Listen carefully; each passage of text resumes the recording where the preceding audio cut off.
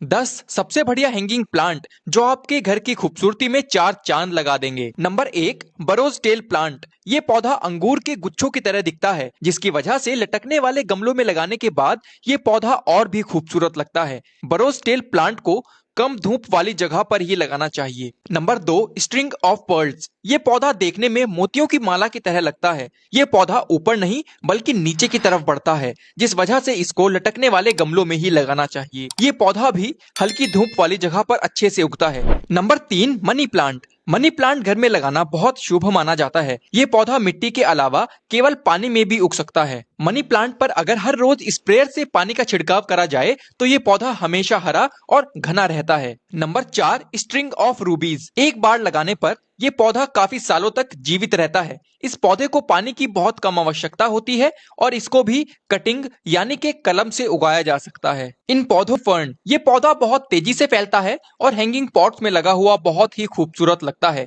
ये पौधा भी बालकनी जैसी कम धूप वाली जगह पर ही लगाना चाहिए। अगर आपको अपने आसपास खूब सारी हरियाली पसंद है तो आपको बॉस्टन फर्न का पौधा जरूर लगाना चाहिए। Number 6, portulaca. पोर्चुलाका एक ऐसा पौधा है जिस पर बहुत सारे खूबसूरत फूल एक साथ खिलते हैं। इस पौधे को ऐसी जगह लगाना चाहिए जहां इसको ज्यादा से ज्यादा धूप मिल सके, तभी इस पर ज्यादा फूल आएंगे। इस पौधे को आप वसंत ऋतु में बीज या फिर कटिंग से उगा सकते हैं। Number 7, string of bananas. इस पौधे की छोटी छोटी पत्तियां देखने में केलों की तरह लगती हैं, इसलिए इसको अंग्रेजी में स्ट्रिंग ऑफ बनानास के नाम से जाना जाता है। ये एक सकुलेंट प्रजाति का पौधा है, जिस वजह से इसको बहुत कम पानी की आवश्यकता होती है। ये पौधा भी ज्यादातर कटिंग से लगाया जाता है। इस पौधे को भी कम धूप वाली जगह पर ही लगाना चाहिए। Number 8, baby tear plant. इस पौधे की छोटी और गोल पत्तियां देखने में छोटे बच्चे के आंसू की तरह लगती हैं, इसलिए इस पौधे को अंग्रेजी में बेबी टियर प्लांट के नाम से जाना जाता है। ये पौधा भी हैंगिंग पॉट में लगने के बाद घर की शोभा बढ़ाता है। इस पौधे की कटिंग लगाकर आप एक पौधे से बहुत सारे पौधे बिल्कुल मुफ्त में तैयार कर सकते हैं। Number 9, spider plant. Spider plant घर पर कम धूप वाली जगह पर जरूर लगाना चाहिए, क्योंकि ये पौधा हवा को बहुत तेजी से साफ करता है। नंबर 10, वॉन्डरिंग ज्यू। इस पौधे की एक ही पत्ती में हरा, काला, सफेद और जामनी रंग होता है, इसलिए आपको ये खूबसूरत बेल वर्गीय पौधा अपने घर में जरूर लगाना। दुनिया के सबसे भयानक डैम जो अगर गलती से भी टूट गए तो प्रलय आ जाएगा। Number 6, Itaipu dam. ये डैम ब्राजील और पराग्वे दोनों देशों के बीच पानी और ऊर्जा का सबसे बड़ा साझा संसाधन है। इस डैम का 90% बिजली उत्पादन ब्राजील के लिए है, लेकिन पराग्वे को भी उत्पादित बिजली का 50% हिस्सा मिलता है, जो उनके घरेलू उपयोग के लिए काफी है। ये डैम लगभग 14,000 मेगावाट बिजली उत्पन्न करता है, जो इसे दुनिया के सबसे बड़े जल विद्युत उत्पादन प्लांट्स में से एक बनाता है। इटाइपू डैम का निर्माण 1771 में शुरू हुआ और 1984 में पूरा हुआ था। इस डैम को बनाने में 7 मिलियन क्यूबिक मीटर कंक्रीट का उपयोग हुआ था, जो 15 फुटबॉल मैदानों को भरने के बराबर है। ये डैम 5 किलोमीटर लंबा और 190 मीटर ऊंचा है और इसका पानी 1350 वर्ग किलोमीटर में फैला हुआ है, जो इसे कुल 29,000 क्यूबिक हेक्टेयर पानी रखने की क्षमता देता है। नंबर 5, असवान हाई डैम, मिस्र।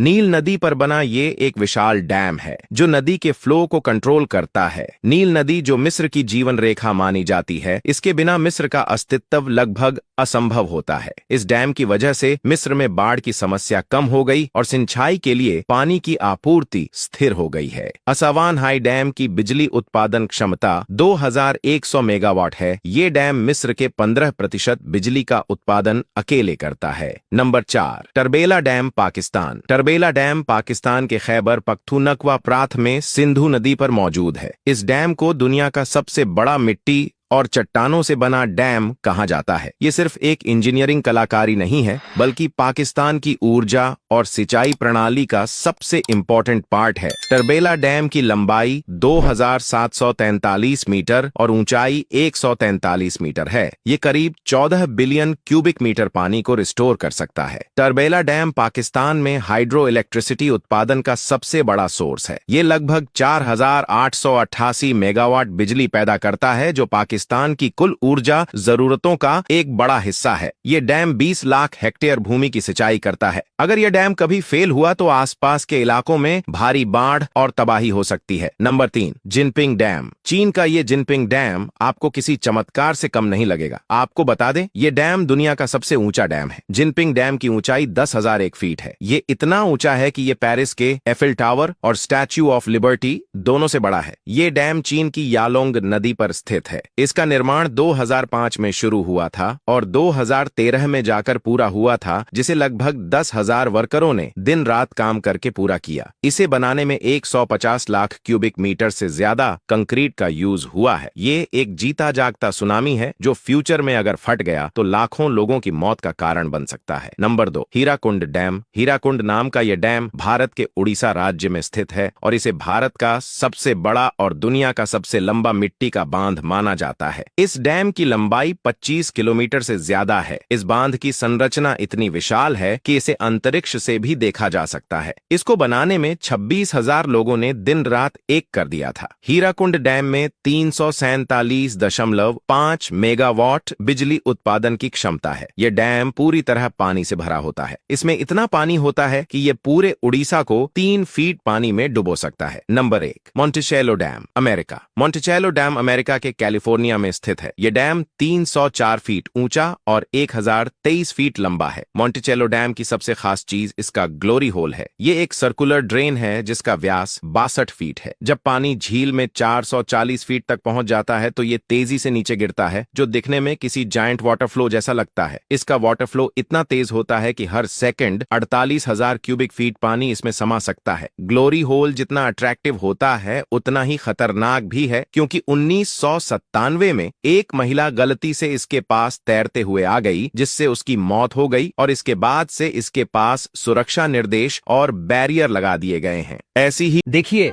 फैक्ट्री में सोयाबीन कैसे बनता है और क्या सच में इसमें जानवरों की चर्बी को मिलाया जाता है। दोस्तों, सोयाबीन बनाने के लिए इसका प्रोसेस खेतों में शुरू होता है।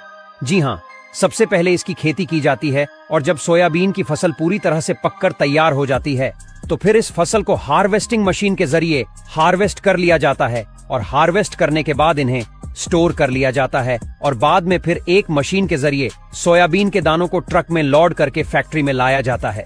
और आपको बता दें, यही वह सोयाबीन होती है जिससे सोया का तेल और सोयाबीन की बर्फी बनाई जाती है।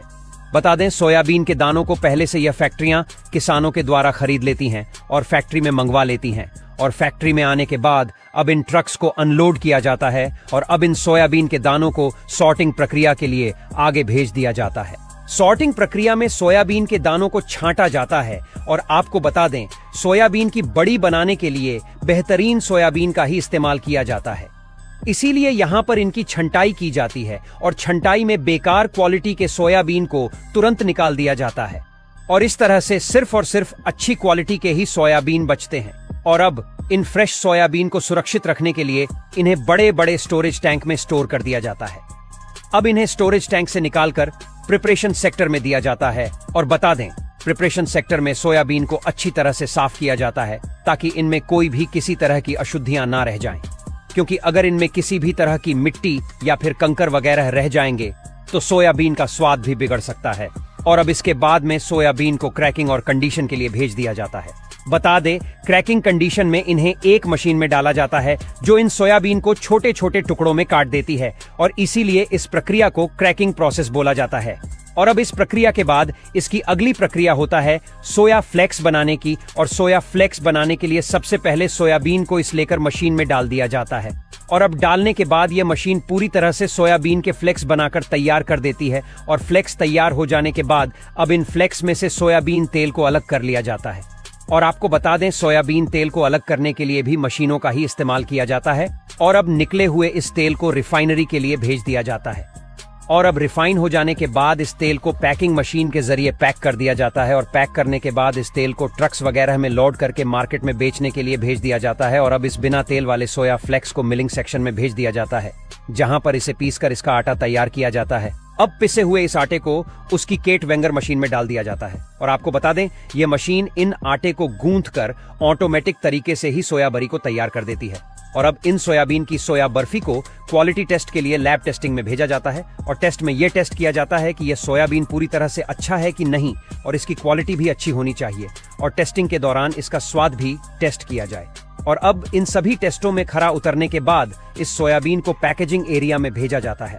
और आपको बता दें, सोयाबीन को पैक करने के लिए कई तरह की मशीनों का इस्तेमाल किया जाता है और इन्हें पैक करने के लिए तैयार हुई इन सोया बड़ी को इन मशीन में डाल दिया जाता है और यह मशीन इन सोयाबीन को क्वांटिटी के हिसाब से अलग अलग पैकेट में पैक कर देती है। और आपको बता दें, ये पैकेट काफी ज्यादा छोटे होते हैं, इसीलिए इन पैकेट को एक बड़े से बॉक्स में पैक करके सील कर दिया जाता है और मार्केट में बेचने के लिए भेज दिया। अब यहाँ तक वीडियो देख ली है तो फिर वीडियो को लाइक और शेयर करना बिल्कुल भी मत भूलना। धन्यवाद। हमारे चैनल ग्रो ग्रीन इंटरप्राइजेज को सब्सक्राइब करें, बेल आइकन दबाएं।